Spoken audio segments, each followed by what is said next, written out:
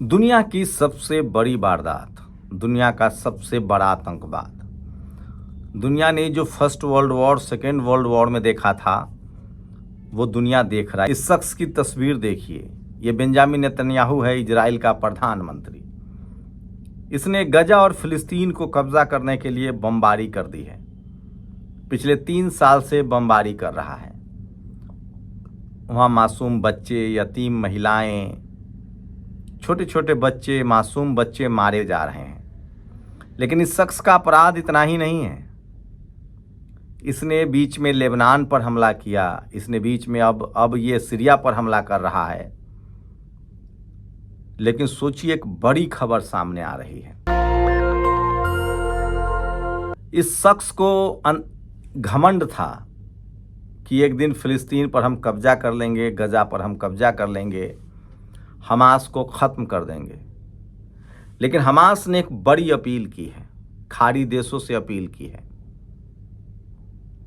उसने कहा है कि अगर हमास ख़त्म हो गया, फिलिस्तीन और गजा पर कब्जा हो गया इजराइल का, तो इंसानियत से भरोसा उठ जाएगा और दुनिया भर के मुसलमानों का इकबाल ख़त्म हो जाएगा, जो भले इस्लाम की दुहाई देते हैं, इंसानियत और मानवता की दुहाई देते हैं। और हमास ने एक बड़ी अपील की है।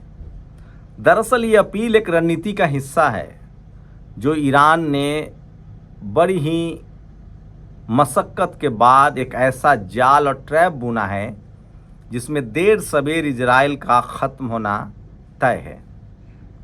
एक बड़ी ही मार्मिक अपील की है गजा ने, एक बड़ी ही मार्मिक अपील की है फ़लस्तीन ने, एक बड़ी ही मार्मिक अपील की है हमास ने मुस्लिम जगत के लोगों से।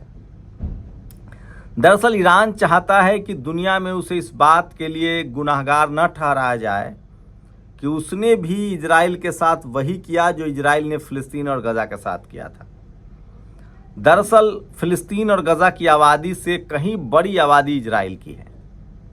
फ़िलिस्तीन और गजा की आबादी लगभग 30 लाख है और इजराइल की आबादी 90 लाख है। और सोचिए, आज पूरी दुनिया में बेंजामिन नेतन्याहू गुनाहगार क्यों है? वो दुनिया में सबसे बड़ा जेनोसाइडर क्यों है? इंटरनेशनल कोर्ट में उसके खिलाफ केस क्यों चल रहा है? आज वो दुनिया के बहुत सारे मुल्कों में नहीं जा सकता है क्योंकि उसे फांसी की सज़ा हो जाएगी। और इसी अपराध से बचने के लिए ईरान कोशिश कर रहा है और उसकी कोशिश है कि सारे खाड़ी देश एक साथ आएं। और वो चाहता है, ईरान चाहता है कि हम एक भी इजराइलियों को मौत के मुंह में न धकेले, इजराइलियों को न मारे, जो निर्दोष इजराइली है 90 लाख। हाँ, वैसे लोग हैं जो राष्ट्रवाद के नाम पर बेंजामिन नेतन्याहू के साथ हैं, लेकिन कहा जा रहा है कि इजराइल में 80% लोग ऐसे हैं जो बेंजामिन नेतन्याहू से डरे हुए हैं, चुप हैं। वो इस युद्ध के समर्थक नहीं हैं।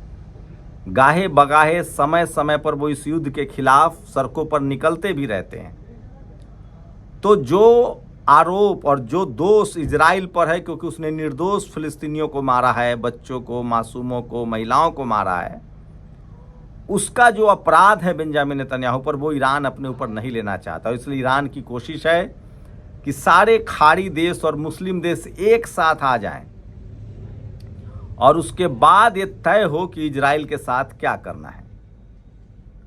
यमन ने लगातार हमले जारी रखे हैं, तो ईरान 2 तरह से लड़ने की कोशिश कर रहा है। ईरान लगातार फिलिस्तीन को हथियार दे रहा है, हमास को हथियार की सप्लाई कर रहा है, वहीं यमन को भी हथियारों की सप्लाई कर रहा है और लेबनान को भी हथियारों की सप्लाई कर रहा है। अब उसने सीरिया के तरफ से भी लड़ने का फैसला किया है और वो सीरिया के तरफ से भी लड़ा। तो ईरान ने खाड़ी देशों का जिम्मा अपने सर पर लिया है और उसकी कोशिश है कि सारे मुस्लिम लीग के देश, अरब देश और खाड़ी देश एकजुट हों और मिल बैठकर तय किया जाए कि इजराइल के साथ क्या करना है।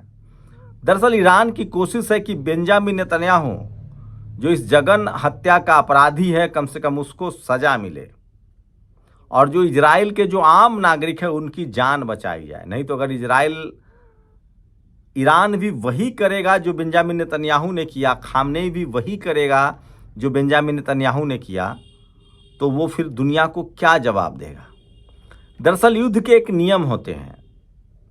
आधुनिक युग में भी युद्ध के नियम है कि सेना सेना से लड़ेगी, लेकिन बम आवासीय इलाकों में आम नागरिकों पर बम नहीं गिराए जाएंगे, मिसाइल नहीं दागे जाएंगे, पावर स्टेशंस को नहीं नाश किया जाएगा, स्कूल, अस्पताल, खेल के ग्राउंड, इन सब जगहों को बमों से नहीं पाटा जाएगा, इन सब को बमों से नहीं उड़ाया जाएगा। ये सब बाकायदा जिनेवा संधि में है।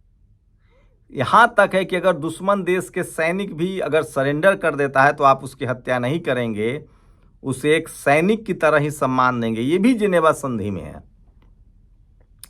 लेकिन बेंजामिन नेतन्याहू जो भ्रष्टाचार में अपने ही देश में घिरा हुआ है, जिसकी पत्नी और बच्चे पर बड़े बड़े आरोप हैं, वो सिर्फ अपनी सत्ता और गद्दी बचाने के लिए लगातार रोज नए देशों पर हमला करता है। वो फिलिस्तीन और गजा को सबसे आसान टारगेट समझता था, उस पर हमला किया, लेबनान पर हमला किया, अब उसने सीरिया पर भी हमला किया है। ईरान लगातार कोशिश कर रहा है कि दुनिया में उसकी साख बनी रहे और कोई उस पर यह न कहे कि उसने युद्ध के नियमों की अनदेखी की है। इसलिए सोचिए, जब इजराइल ईरान पर बमबारी कर रहा था तब भी ईरान ने सिर्फ और सिर्फ सैनिक ठिकानों को निशाना बनाया, मोसाद के ठिकानों को निशाना बनाया। उसके बाद इजराइल की कमर तोड़ने के लिए उसके जो आर्थिक केंद्र थे उसको निशाना बनाया, हाइफा जो सबसे बड़ा बंदरगाह था उसको निशाना बनाया। और इससे साफ हुआ कि इस युद्ध को नियम से सिर्फ ईरान लड़ रहा था। लेकिन इजराइल ने सारे सीमाओं को तोड़ दिया है, पार कर दिया है। और उसने जिस तरह से फिलिस्तीन और गजा पर बमबारी की है, निर्दोष लोगों को मारा है, शहर को मलबे में तब्दील कर दिया है, स्कूल, अस्पताल, ग्राउंड्स, पावर सेंटर्स, बिजली के खंभे, बिजली स्टेशन, सब कुछ तहस नहस कर दिया है। और लोग लाचार बेबस हैं, खाने के लिए तरस रहे हैं।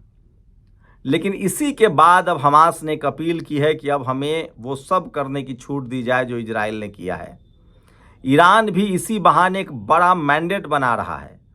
वो खाड़ी देशों से कह रहा है कि अब हम वही करना चाहिए जो हमारे साथ इजराइल ने किया है। और जिस तरह की ताकत ईरान ने दिखाई है, उसके बाद साफ है कि सारे के सारे खाड़ी देश अब हथियारों पर अमेरिका पर निर्भर नहीं है। सऊदी अरबिया हो, इराक हो, तुर्की हो, कुवैत हो, कतर हो, ये तमाम देश, जॉर्डन, ये तमाम देश अब अमेरिका पर अपनी निर्भरता खत्म कर रहे हैं और ये चीन से हथियार ले रहे हैं, रूस से हथियार ले रहे हैं। वहीं अमेरिका अब ज़्यादा दिनों तक इजराइल के साथ नहीं रहेगा। तो ईरान ने जो वादा किया था कि हम इजराइल को नक्शे से ख़त्म कर देंगे, वहाँ लोगों को ऑप्शन दिया जाएगा कि या तो आप इजराइल के इस सनकी जेनोसाइडर प्रधानमंत्री के खिलाफ इसको सत्ता से बेदखल करें, या फिर आप भी अपनी दुर्दशा के लिए खुद जिम्मेदार होंगे। एक बड़े हमले की तैयारी हो रही है। पूरे खाड़ी देशों में एक समन्वय बनाया जा रहा है। ईरान और अपने एयरफोर्स को 100 से ज़्यादा विमान खरीदने की वो तैयारी कर रहा है। 60 विमान वो खरीद चुका है, 40 विमान और खरीदने की तैयारी चल रही है। उसका जो एटॉमिक हथियार है वो मजबूती से आगे बढ़ा रहा है। इसका मतलब साफ है कि आने वाले जो ईरान ने वादा किया था कि जब तक फिलिस्तीन और गजा को आज़ादी नहीं मिल जाती तब तक इजराइल से कोई समझौता नहीं होगा और ईरान ये लड़ाई लड़ता रहेगा। फिलहाल ईरान अपने आप को मजबूत कर रहा है और साथ ही वो प्रॉक्सी वॉर भी लड़ रहा है। वो यमन को मिसाइल दे रहा है, जिससे यमन मिसाइल, अभी यमन के लोगों या लड़ाकों ने, हूती ने कई जगह राजधानी तेल अवीव पर मिसाइल दागे हैं। उसके बाद लेबनान के लड़ाके हिजबुल्ला भी फिर से तैयार हो रहा है और हमास पूरी ताकत से वापसी कर रहा है। गजा में, फिलिस्तीन में जिस तरह से आईडीएफ जो इजरायली फ़ौज है वो रोज़ मारे जा रहे हैं। और बेंजामिन नेतन्याहू, अब ईरान ने इजराइल को कहा है, इजराइल के लोगों से कहा है। सोचिए, जब इजराइल मिसाइल दागता था तो भी वो इजरायलियों को सतर्क कर देता था। अमरीकियों को भी उसने सतर्क किया था और कहा था कि हम सिर्फ अमरीकी ठिकानों पर हमला करेंगे और उनके अड्डों को तहस नहस कर देंगे। हमारी दुश्मनी किसी इंसान से नहीं है, हमारी दुश्मनी इजराइल से। वहीं नॉर्थ कोरिया ने कहा है कि इजराइल कोई देश नहीं है, वो अमेरिका का एक पिट्ठू है जो दुनिया भर में हथियारों की डिलीवरी करता है, हथियारों का सौदागर है और दरअसल असली टेरर आतंकवादी देश इजराइल है। इसके बाद दुनिया भर में चीन, रूस, नॉर्थ कोरिया का जो जुगलबंदी है और ईरान का वो मजबूत हो रहा है। इसी बीच भारत ने भी अब लगभग स्थिति साफ कर दी है और भारत अब चीन, रूस और ईरान के साथ आकर खड़ा हुआ। और इसीलिए चीन के विदेश मंत्री ने कहा है कि हम पहलगाम हमले की निंदा करते हैं। और इसका मतलब साफ है कि चीन, रूस, ईरान और कोरिया और भारत एक साथ खड़ा होगा, क्योंकि दुनिया को पता है कि पाकिस्तान जो है वो भी अमेरिका का पिट्ठू है, एक दहशतगर्द देश है और ईरान पर अमेरिका की बमबारी में उसने रिफ्यूल किया था। तो पाकिस्तान भी अलग थलग पड़ रहा है, अमेरिका भी अलग थलग पड़ रहा है और इजराइल जो है वो पूरी तरह से अलग थलग पड़ गया है। और अब उसके गिने चुने दिन रह गए हैं, क्योंकि अमेरिका की जो हालत हो गई है, यूरोप में मंदी छा रहा है, क्योंकि अफ्रीका देशों ने उसे खनिज देने से मना कर दिया है। एशिया से अमेरिका का बोरिया बिस्तर बंध रहा है और देर सवेर वो आर्थिक रूप से भी घुटनों पर आएगा। और आने वाला समय मैं फिर कह रहा हूँ, आने वाला समय चीन का है, रूस का है, भारत का है, ईरान का है। पाकिस्तान भी अब पूरी तरह से बेनकाब हो चुका है। वो चीन के भी साथ ईमानदारी से नहीं रहा, न अमेरिका के साथ। तो ढुलमुल विदेश नीति वाले लोगों का ज़्यादा चल नहीं पाता है और असीम मुनीर भी बेनकाब हो गया। और अब चीन ने कहा है कि भारत में पहलगाम पर हुआ हमला दुखदाई और आतंकी कार्रवाई था। तो भारत ईरान के साथ मजबूती से खड़ा है और ईरान ने जो जाल बिछाया है उसमें देर सवेर इजराइल का खात्मा, बेंजामिन नेतन्याहू का खात्मा हो जाएगा और उसके लिए बेंजामिन नेतन्याहू को जरूर सजा मिलेगी।